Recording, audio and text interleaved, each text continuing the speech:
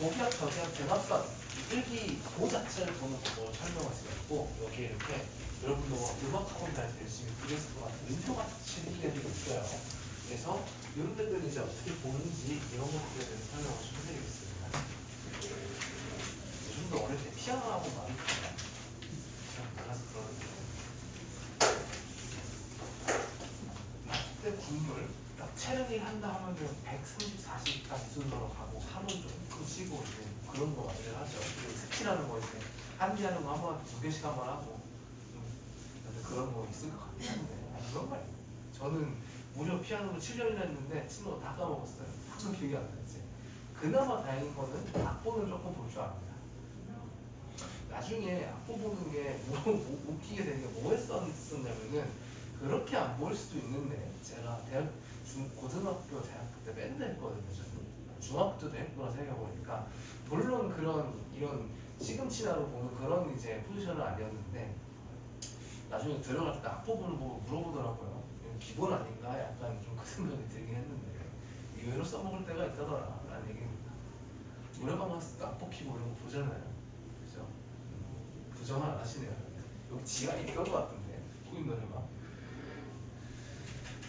자, 우선은 이 원통 부분은 뭐를 의미하냐면은 물량, 즉 구름이 얼마나 있는지를 표시를 하는 부분입니다. 그래서 이게 채워져 있을수록 구름이 많다라고 봐주시면 돼요. 이게 뭐 6이고 7이고 8이고 이런 거 외울 필요 없고 단순히 그냥 저게 채워져 있을수록 그쪽에는 구름이 많다더라 딱 요것만 아시면 됩니다.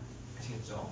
요걸 일단 하나 알아가시고 두 번째 요거는 조금 중요한데 자, 요 꼬리 부분 있죠? 요 꼬리가 이 몇 개가 어느 정도 길이가 되는데 튀어나간다에 따라서 주는 정보가 있어요. 자, 그래서 꼬리가 총 모양이 세 종류가 있는데 첫 번째는 이 조그마한 놈, 짧은 놈, 그 다음 두 번째는 긴 놈, 세 번째는 깃발처럼 생긴 놈 이렇게 총 세 종류가 있습니다.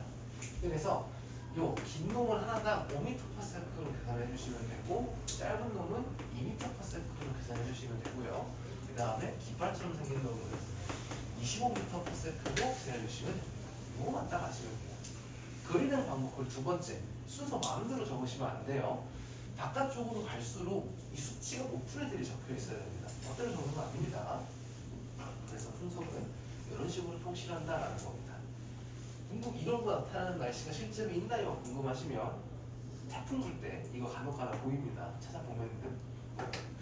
자, 그 다음에 이제 나머지 이제 부분들을 말씀을 드리면은 이쪽 머리통 이제 왼쪽에 적힌 요 두 부분에는 뭐가 적히냐면은 기온 그 다음에 이제 어떤 일기가 있는지 뭐 구름이 있어도 비가 올 수도 있고 눈이 올 수도 있고 아니면 이게 안개일 수도 있고 굉장히 종류가 다양하잖아요, 그렇죠? 그래서 그런 일기의 종류가 나타나 있고 여기는 지금 표시가 안 돼 있는데 사실 요 밑에는 뭐가 표시되는 지점이냐면은 있을 점 표시하는 지점이에요.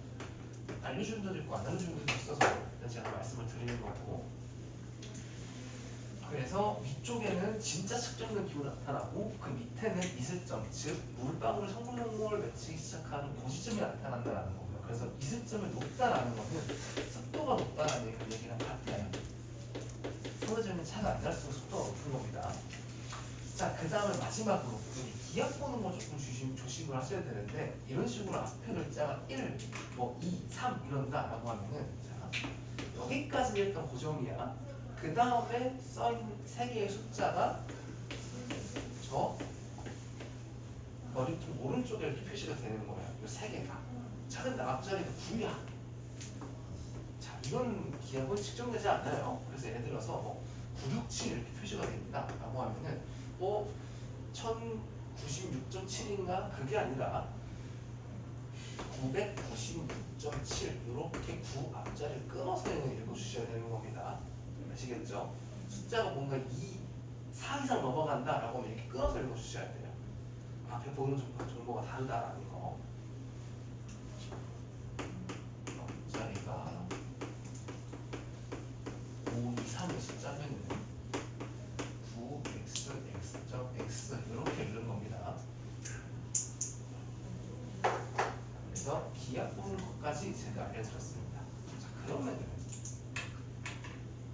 여러분들은 그럼 이걸 해석을 하실 수 있어야 되는 거예요. 이런 식으로 딱 줘주면은 풍량은 어디서 오는 거고 이 꼬리의 방향이 바람이 불어오는 쪽입니다.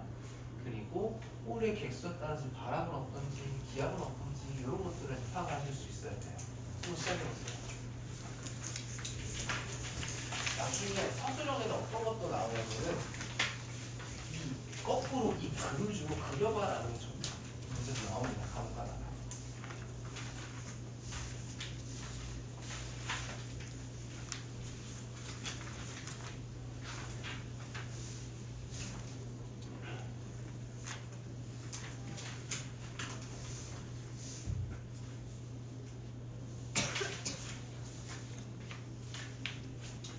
드릴게요. 어렵지 않기 때문에.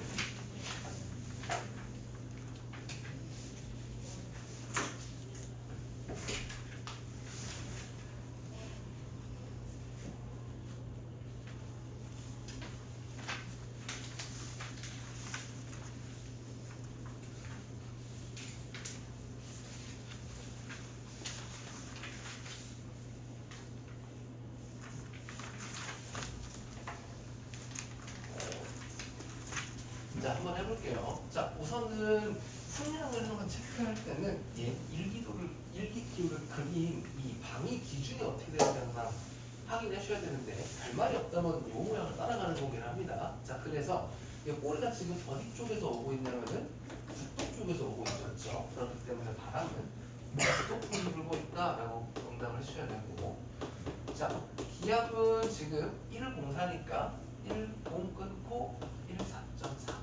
자, 이렇게만 쓰면은 그으시는 쌤들이 있어요. 반드시 단위까지 써주셔야 됩니다. 기압의 단위는 주로 헥토파스칼 단위를 쓴다라고 제가 말씀드렸어요. 자, 그 다음에 기호는 저기 머리통 왼쪽 위에 있는 숫자를 읽는 거였죠. 섭씨 몇 도입니까? 15도씨죠. 이렇게 읽어주면 되겠습니다. 저 사람 모양 같이 생긴 저거는 소나기가 내리고 있다는 뜻이에요. 되셨습니까? 뭐 안 맞아요? 아, 이거 공이구나. 옆에 보면 사람 보이거든요. 자, 뒤에 연습 문제 6개 빠르게 풀어보시기 바랍니다. 시간은 1분이나 1분에서 6분까지 드립니다.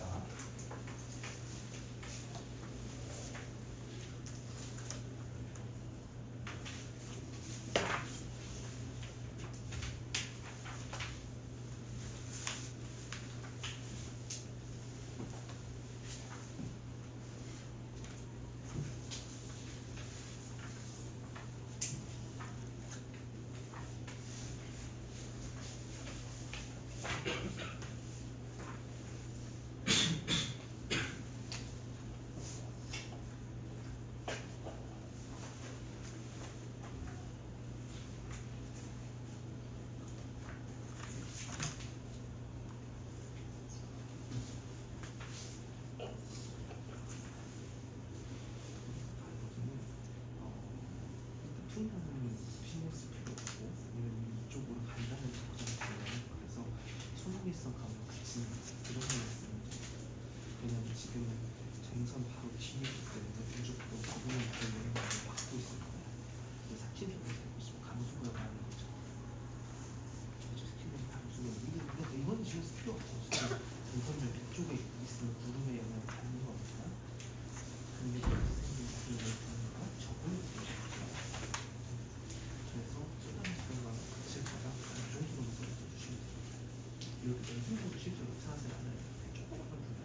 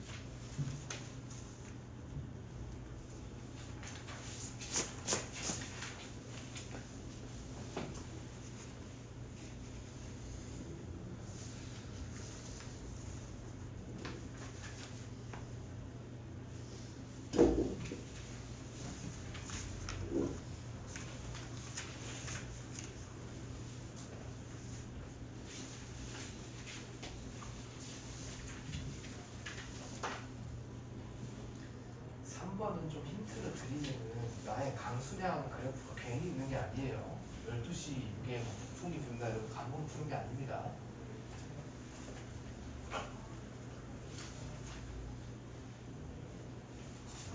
이런 데가 딱 두 군데 있죠.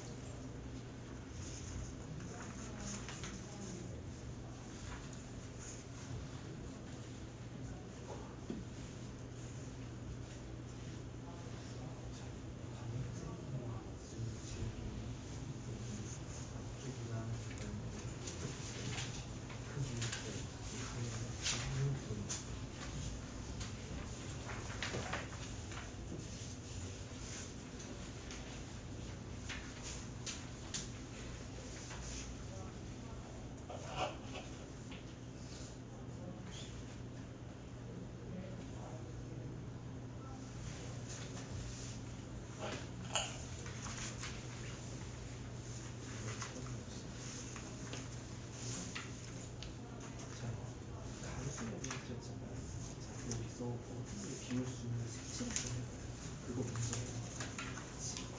자 근데 A 지점에서 A는 잠깐만 설계 얘는 움직이지 그치? B가 아니면 이 그림이 때문에 이런 이 그림이 때문에 깎아보니까 이쪽으로 올라가서 이 그림이 될 거니까 자 그럼 이거 깎아보면 어떻게 움직여요? 그치? 그치? 어디서? 감정 쪽에서 그러면은 그렇게 사실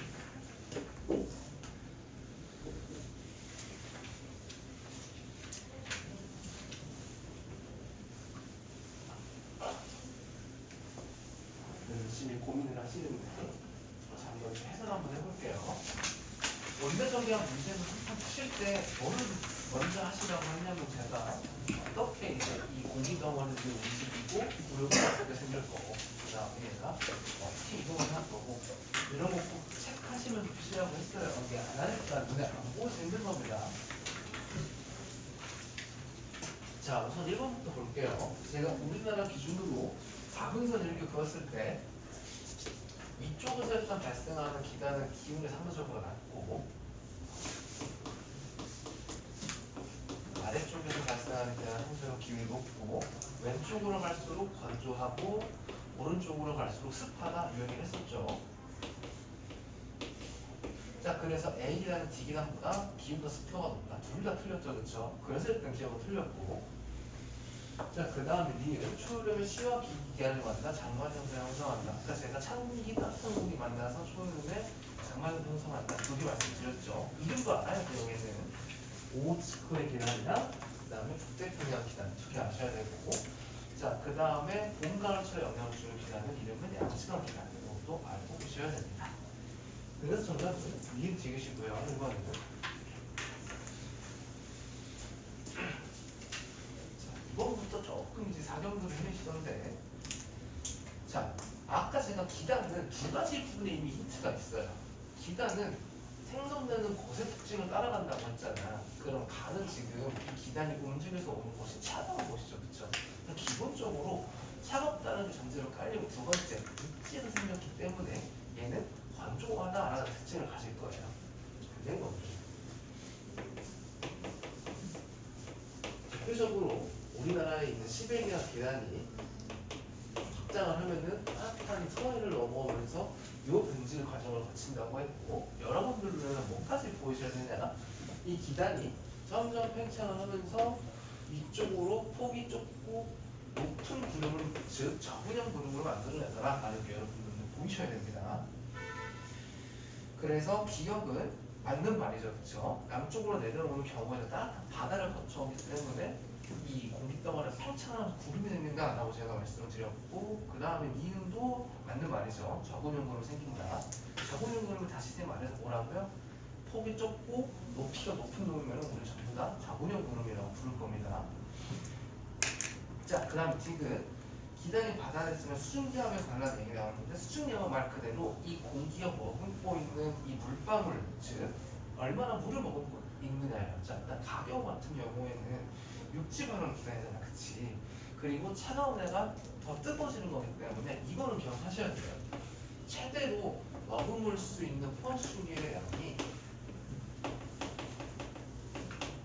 두 문제 나오는 건데 이런 식의 그래프를 가져요. 온도가 높아질수록 머금을 수 있는 수증기량이 많아집니다. 그리고 거꾸로 온도가 낮아지면 머금을 수 있는 수증기량이 줄어든다는 얘기지, 그치?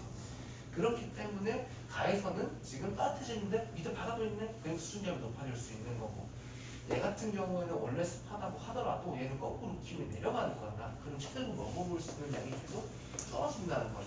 그렇기 때문에 수증기량이 낮아진다라고 하는 말도 맞는 말입니다. 그래서 정답은 기억이 디귿이 된다라고 보시면 됩니다. 이해됐죠?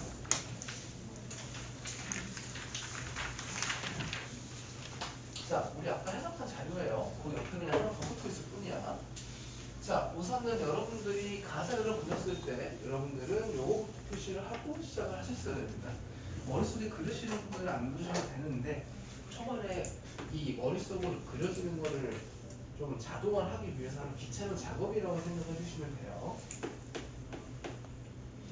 이런 식으로 차가운 공기, 따뜻한 공기가 어디 위치하는지 다 표시를 해주셔야 되고 그래서 두 번째 제가 요 부분이랑 요 부분은 바람이 부는 방향이 실제로 공기가 이동해가는 방향을 포커스로 맞춰야 된다라고 제가 말씀을 드렸어요.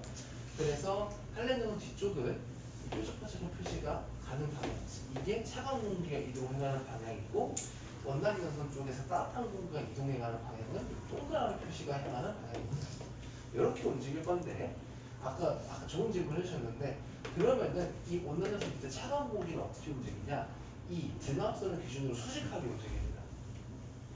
사람들을 수직하게 이렇게 타고 들어가는 요 방향으로 움직일 거예요. 여기만 조금 변해서는 다르다라는 거 좀 알고 계세요. 자, 그래서 기억부터 보면은 자, 일단 나는 A 지역에서 관측한 자료라고 하잖아. 자, 강우가 없을 수밖에 없는 지역은 이 전선들 사이에요. 왜? 여기 사이에 구름이 없으니까. 그래서 12시 경에는 어딘지 정확히 모르겠고 지금 딱 요 배치 정도 있을 때가 12시다라는 것까지 여러분들이 파악을 하셨어야 됩니다. 자, 그래서 12시에는 북풍계열의 바람이 부냐라고 물어봤는데 만약에 무슨 풍계열이다라고 물어보면은 지금 북풍계열 물어봤잖아. 그럼 얘가 북서풍도 관련 없어. 둘 다 북풍이죠, 그렇죠? 그것도 관련이 있는 거야. 자, 근데 이 그림 상태로는 자 지금 이 따뜻한 공기가 움직이는 거에 따라서 풍향이 결정되잖아요. 화살표 지금 어디 쪽에서 와? 남서쪽에서 오잖아, 그렇지? 그래서 이제 북풍계열이 아니라 남풍계열의 바람이 분다. 바꾸셔야 되는 거고요. 기억. 자, 그다음 니은 13시에는 상공의 전선면이 있냐라고 물어봤는데 자, 일단 강우 없죠, 그렇죠? 그러니까 전선면은 없는 거예요. 기본적으로 강우가 동반이 되려면은 무조건 구름 밑에 있어야 됩니다. 여러분들이 해석하신 자료에 한해서는. 그래서 니은은 틀린 말. 자, 그다음 디귿. 기억식의 강우는 칼렌전선의 영향을 받았냐라고 물어봤는데 자, 두 강우 형태 비교해보세요. 얘는 강수량이 조금 하는데 얘는 높지. 이런 걸 이제 소나기성 강우라 얘기를 해서 짧은 시간 안에 많은 비가 내리는 거. 그래서 디귿은 맞는 정답입니다. 그래서 정답은 디귿만 정답이고요. 아까 봤던 대로죠, 그죠?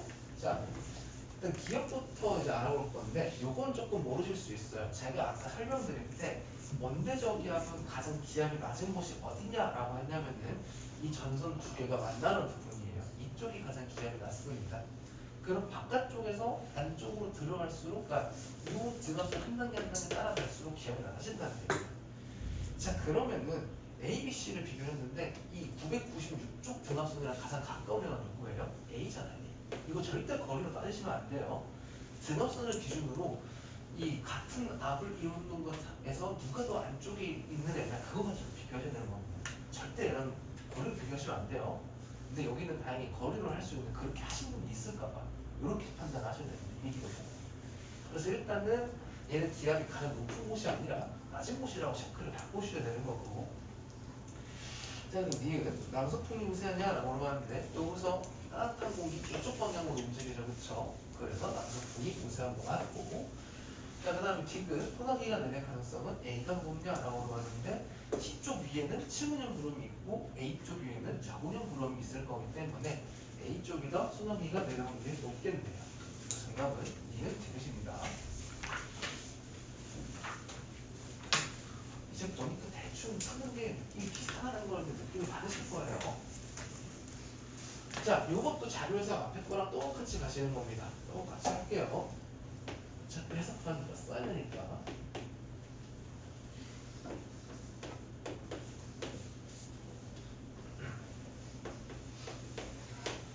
자, 그래놓고 나를 보니까 A와 B에 나타나는 기상 요소를 순서 없이 나타낸 거다라고 되어 있네요. 자, 여기는 풍향이 지금 W하고 N이 같이 붙어 있잖아. 둘을 짜고 하면 돼. 북서풍이라는 거죠, 그렇죠? 그럼 얘는 A의 끌기라는 걸 알 수가 있어요. 왜? 이렇게 방향이 불어도 이럴 거가 되니까. 그럼 남은 얘가 B의 끌기겠네. 자, 둘이 지금 기압 비교하라고 했는데, 자, 여러분들 숫자가 써있지 않아도 이쪽, 이 온대저기압 중심부로 갈수록 기압이 낮아진다라는 걸 아셔야 되고, 누가 더 안쪽 등합선에 위치하는 거 하니 A가 더 안쪽 등합선에 위치를 하네요. 그래서 기압은 A가 더 낫다라는 말이고요. 그 다음에 D는 B의 상공에는 전천비이 나타나냐 물어봤는데 똑같은 거 또 물어보죠. 업적인 구름이 없는 때니까 그치. 그래서 전선면은 나타나지 않고. 그 다음에 디귿 기역은 A의 기성 요소 맞죠? 그래서 얘는 정답이 기역 디귿이 되는 겁니다. 대충 이제 온대적인 물어서 어떻게 붙지 감없죠? 이런 거 다 푸시는 겁니다. 근데 이제 주는 자료가 뭐 공기에 대한 데이터로 주냐 아니면 일기기호로 주냐 그 정도 차이밖에 없어요. 자, 요건 제가 보면 설명을 드릴게요. 자, 위성으로 저희가 촬영을 할 때는 영상의 종류가 크게 두 가지가 있는데 지금 여러분들이 보시면 가시 영상 즉 햇빛이 반사되는 걸 보는 영상이고요. 하나가 또 뭐가 있냐면은 적의 영상이 있습니다. 자, 두 영상 특징이 뭐냐? 두 영상 다 흰색에 주목을 해주시면 되는데 이 흰색이 진할수록 가시 영상은 구름의 두께가 두껍다는 걸 말하고요. 적 영상은 흰색이 진할수록 구름의 최상부의 높이가 높다는 겁니다. 그래서 어떤 영역으로 이 같은 지역을 보느냐에 따라서 보이는 형태가 달라요. 당연히 저 가시 영상은 우리가 보는 사람의 눈으로 보는 거니까 이 태양빛이 투과를 못할수록 하얗게 보이는 거야. 구름이 진하게 두껍게 있다는 그 얘기를 하는 거고 적 영상은 뭐랑 관련이 있다고 생각해 주시면 되냐면은 온도랑 관련이 있는 거예요. 그래서 온도가 낮은 부분은 컴퓨터가 단지 그냥 흰색으로 표시를 할 뿐이다 하는 겁니다. 아시겠죠? 그래서 B는 구름의 두께에 관련된 걸 물어보는 거예요. 여기 지금 반전돼서 나타나는데 여러분들 프린트에는 아마 A쪽이 흰색이 더 진할 거예요. 그래서 A쪽이 더 이 흰색이 진하게 나타나니까 A쪽이 더 구름이 두껍다 이렇게 판단할 수 있는 거고 여러분들 햇빛 낮에는 있죠. 그렇죠? 가시 영상은 반사되는 햇빛을 보는 거기 때문에 밤에는 관측을 못하는 거고요. 아시겠죠? 밤에는 빛이 없으니까. 그래서 밤에 관측했다. 이건 틀린 말입니다. 자, 그 다음 디귿. 자, 요거 보여주고 전체전선이 이렇게 그려지잖아요. 그렇죠? 우리 전체전선 어떻게 생긴 줄 알아? 자, 이때도 여러분들이 강호구역에 표시를 할 수 있어야 되는데 딱 한 개만 보면 됩니다. 자, 그냥 한랭전선만 있다라고 생각을 해봐. 그러면은 전선면이 이렇게 그려질 거 아니에요? 그러면 이쪽이 강호구역이겠지. 이쪽이 길이겠네. 그래서 일단은 이쪽이 구름이 있는 거 맞는데 이 수증기를 북쪽 기단에서 받았냐고 했잖아. 자, 근데 여기서 상승하게 되는 공기는 어디 있느냐였어요. 남쪽에 있는 따뜻한 에였지, 그치? 그렇기 때문에 북쪽에 있는 기단이 아니라 남쪽에 있는 기단에서 수증기를 공급받았다라고 말씀해 주셔야 됩니다. 왜? 남쪽에 있는 애가 그림을 만들려고 막 이렇게 올라가는 거니까. 그래서 정답은 2가 현상이다. 이렇게 보셔야 돼요. 그래서 여기까지가 온대 정의학에 대한 내용입니다. 자, 온대 적용 했으니까 다음에 뭐 할 거냐면 열대 적용 할 겁니다. 여기는 생각보다 그렇게 할 거 많지 않아요.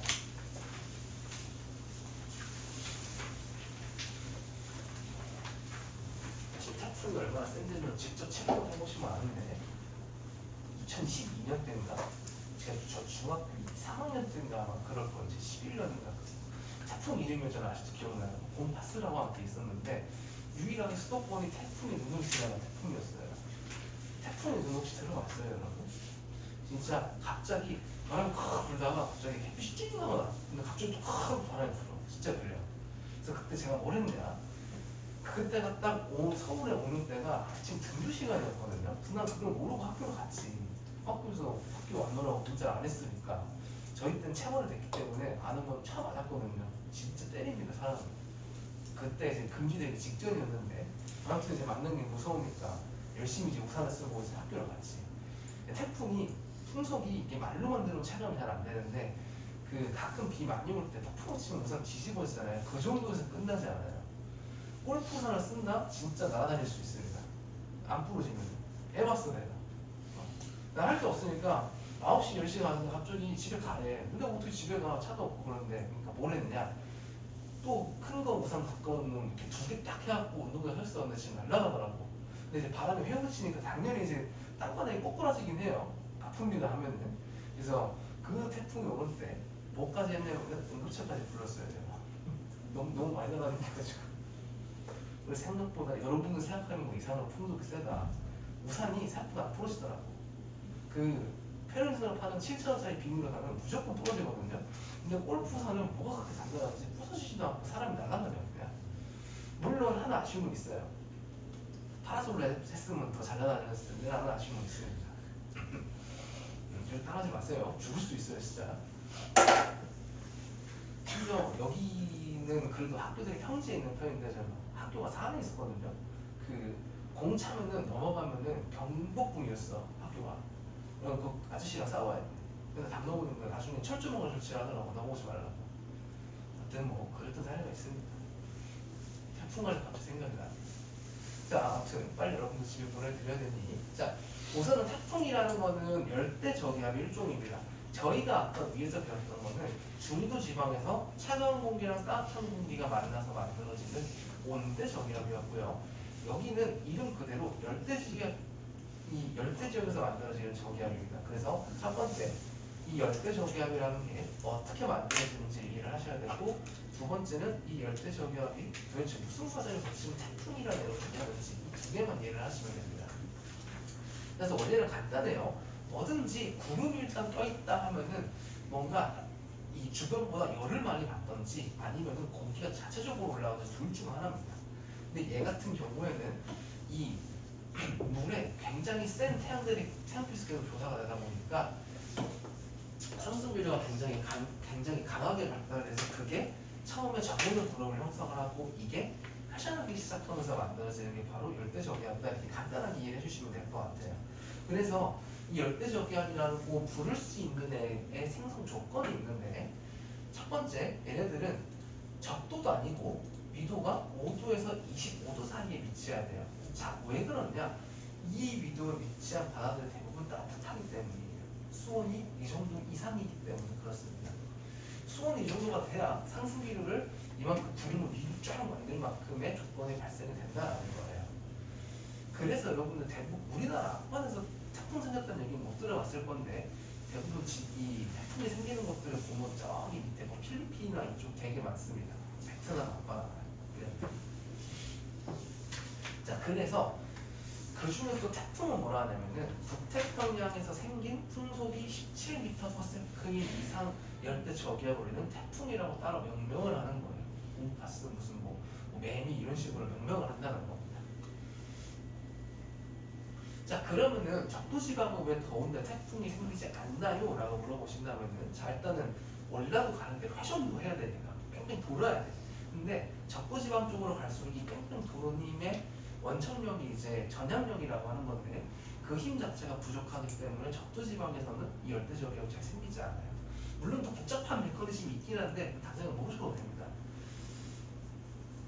자, 그래서 태풍 구조는 이렇게 생겼어요. 내가 딱 수직 단면을 따라서 봤을 때, 자, 이런 식으로 해냈는데, 자, 양쪽이 이제 태풍, 이제 이쪽이 태풍 벽이라고 하는 것이고, 이 가운데 뻥 뚫린 이 부분 있죠. 여기가 태풍의 눈. 그래서 기성위성 사진으로 보면 가운데가 뻥 뚫려 있죠. 자, 근데 여기는 신기하게도, 자, 아까 내가 저기압이라고 했잖아. 여기는 약한 하강 기류가 발달해요. 그렇다고 고기압이라는 게 아니에요.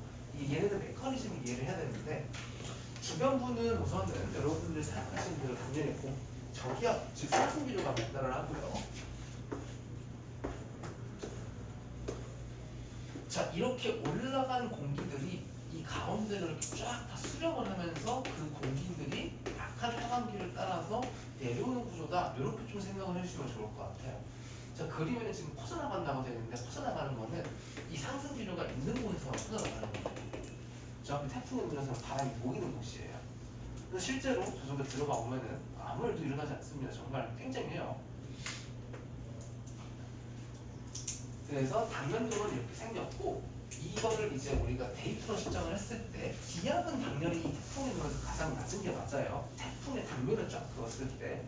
근데 풍속, 지금 제가 여기 파란색으로 여러분들이 그림에 표시되어 있는 게 여기 풍속 분포거든요. 그래서 이 풍속을 실제로 관측을 해봤을 때 태풍의 눈에서는 굉장히 풍속이 작고, 그 양쪽 주변, 즉 태풍의 밖부분에서 이 풍속이 피크를 찍는 걸 볼 수가 있다라는 겁니다. 근데 여러분들 특징적으로 볼만한 게 오른쪽에 지금 풍속이 세죠, 그렇죠? 그래서 이 오른쪽 부분을 우리가 앞으로 뭐라고 부를 거냐면 미형 발원이라고 부를 거고, 상대적으로 풍속이 좀 약한 부분을 우리는 안전 발원이라고 부를 거예요.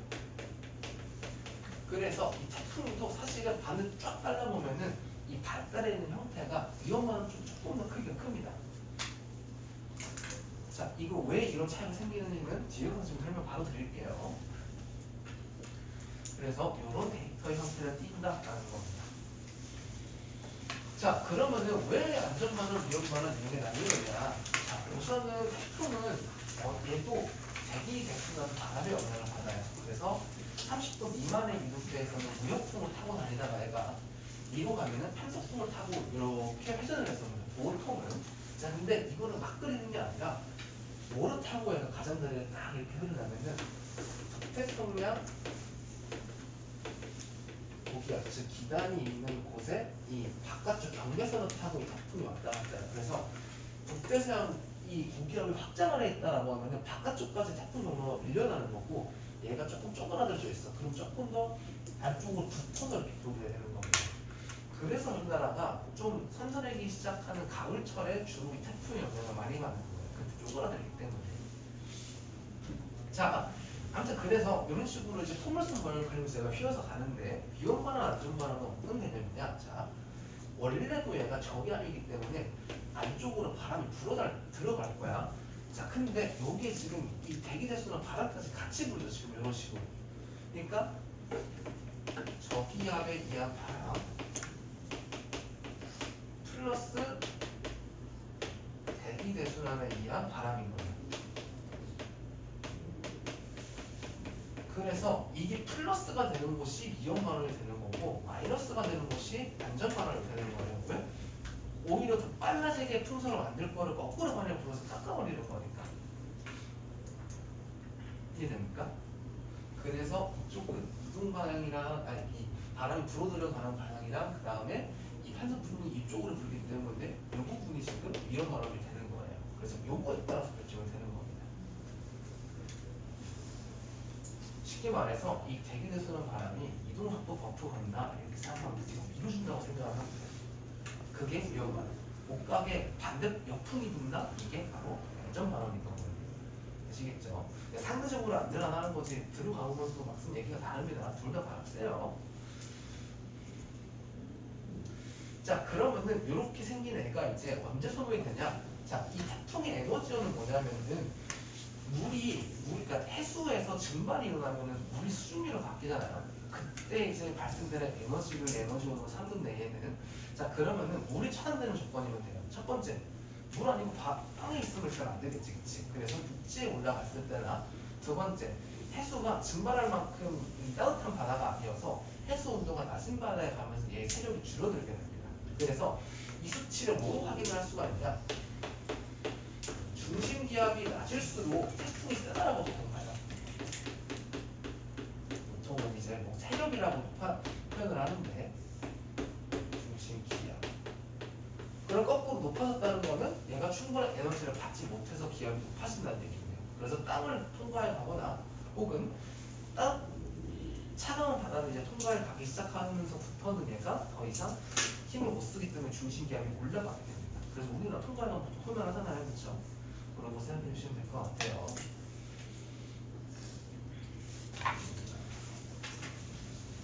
자, 얘는 우선은 유형 1이랑 그 다음에 유형 4 한번 이렇게 풀어볼게요.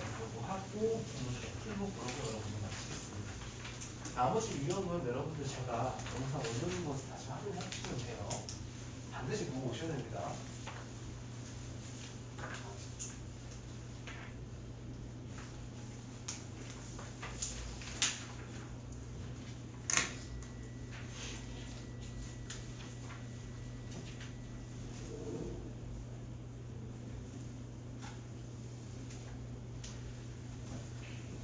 1번은 조금 힌트를 드리면은 자, 이렇게 관측 지점이 고정이 되어 있다고 하고 태풍은 이 방향으로 움직이고 있다라고 생각하고 한번 풀어보세요.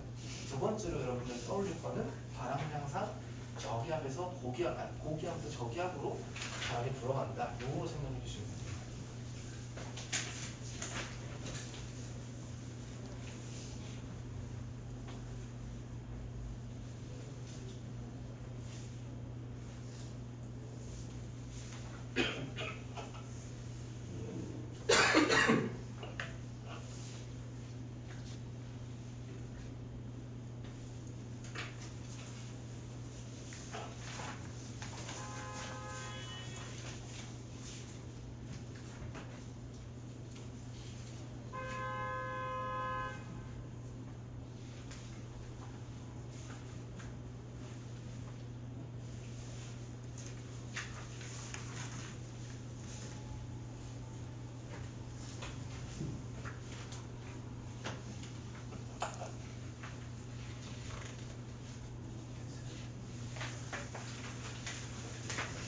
자, 유형 1사 한번 같이 볼게요.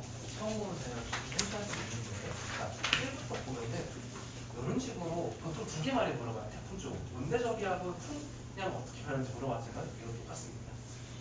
자, 우선은 풍량 데이터 해석을 해보면은 요 점 찍혀져 있는 부분이 풍력에 해당한다라고 보시면 되고, 자, 그래서 얘는 직관적으로 이해하는 건 화살표를 그려보는 거야. 지금 보면은 12시쯤에는 이제 동풍이다가 이제 0시부터 제가 끊어서 볼게요. 동풍이 불다가 그 다음에 실용적으로 지금 0시가 딱 넘어가는 서쪽으로 지금 화살표가 바뀌죠. 자, 순서를 표시하면은 1, 2, 3입니다. 화살표가 지금 어디 방향으로 돌아가고 있어요? 얘가 지금 이렇게 가야 되니까 반시계 방향으로 회전을 하고 있죠. 그래서 일단은 이 풍량은 반시계 방향으로 변한다 이렇게 적어주시면 되는데, 자, 제가 이거를 방금 왜 그려보라고 했냐면은, 자, 이 이동 정도를 기준으로 보통 오른쪽이 이제 위험 반환을 됐고 왼쪽이 안전 반환을 됐는데 보통은 그래요. 자, 그래서 자, 위험 반환 좀 보세요. 제가 아까 바람은 고기압도 저기압 쪽으로 불어 들어간다라고 했죠. 자, 그러면 태풍 쪽 기압이 낮기 때문에 무조건 이 깃받침대 기준으로 태풍 중심 쪽으로 바람이 이렇게 불어 들어갑니다. 그런 식으로. 자, 얘 같은 경우는 화살표 어떻게 변합니까? 시계 방향으로 변하시겠지. 이 샤프심 꺼내놓고 돌려보세요. 시계를 보고 샤프심이 대가리 부분이라 생각을 해봐. 1, 2, 3 하면 이렇게 시계 방향으로 그려야 되잖아, 그치? 자, 근데 안전반환 쪽에 있는 쪽을 찍어놓고 이 화살표가 어떻게 변하는지를 보면 우리가 반시계 방향으로 변하는 걸 알 수가 있어요. 그래서 얘는 반시계 방향에 위치하고 있기 때문에 반시계 방향으로 풍향이 변하기 때문에 얘는 안전반환에 위치한다라고 저희가 이해할 수 있는 거예요. 이해됩니까? 이렇게 저희가 알아볼 수 있어요. 그래서 보통은 이렇게 그림으로 그려서 어떻게 풍량이 변할 때 어디가 안전반환이고 위험반환인지를 판단해 주셔야 됩니다. 보통 외우라고 하는데 그림으로 이해하시는 게 편해요. 저 같은 경우에는. 자, 그 다음에 4번 볼게요. 자, 그래서 이 개념을 가지고 보는 건데, 자, 태풍과의 거리를 어떻게 하느냐? 자, 아까 제가 기압 관련해서 얘기를 했는데, 태풍의 중심이랑 가까워질수록 기압은 낮아지게 돼요. 자, 근데 지금 얘 같은 경우에 보면은 3일 동안 요관 측소의 지금 기압 분포가 낮아졌다가 높아지고 있죠. 그러면은 얘는 태풍과의 거리가 가까워졌다가 멀어지는 거예요. 그래서 이 기압이 가장 낮은 이때가 태풍과 가장 근접한 시기예요.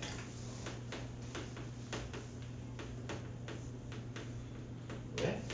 태풍이 가까울수록 중심기압이 낮아진다는 특징을 우리가 봤기 때문에 그래서 저 가장 기압이 낮은 때가 태풍의 최근접 시기다 이렇게 적어주시면 됩니다. 자, 그럼 두 번째 중요한 거 태풍이 통과하냐라고 봤는데 선생님 저희 기압 가장 낮고 풍도 높은 데 있잖아요. 통과하겠네요 라고 하시면 안 돼요. 태풍으로서는 바람이 제가 안 분다라고 말씀드렸죠. 거의. 그러니까 만약에 태풍으로 통과를 했다라고 하면 풍속이 이렇게 내려갔다가 올라갔다 이런 부분이 있어요. 근데 이런 부분은 없잖아 지금.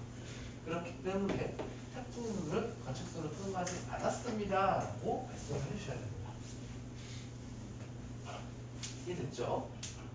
자, 그다음 세 번째 풍량. 보통 풍량은 저런 식으로 점 데이터로 표현을 하거든요. 안 주는 경우가 있는데, 자, 이제 보면은 풍량이 동풍이다가 그 다음에 남풍이다가 그 다음에 서풍 이렇게 변하네요. 자, 화살표가 지금 어떻게 변하고 있냐면은 이런 식으로 시계 방향으로 돌아가고 있네요. 맞아요? 그러니까 얘는 이런 반응에 속한다 라고 볼 수 있겠네요. 풍량 변화가 방식이나 시기냐를 가지고 얘가 안전 반응에 위치하냐 위험 반응에 위치하냐 요거를 따지시는 겁니다. 아시겠죠?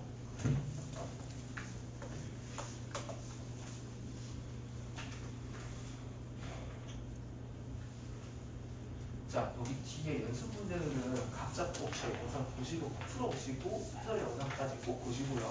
중 시간은 15분 정도 걸릴 거예요. 왜냐면 여기서 제가 테스트 문제일 거기 때문에 반드시 올려놓은 영상 참고로 올려야 됩니다. 자, 고생들 하셨고 아까 문자 못 받은 친구는 저한테 와서 얘기해 주세요.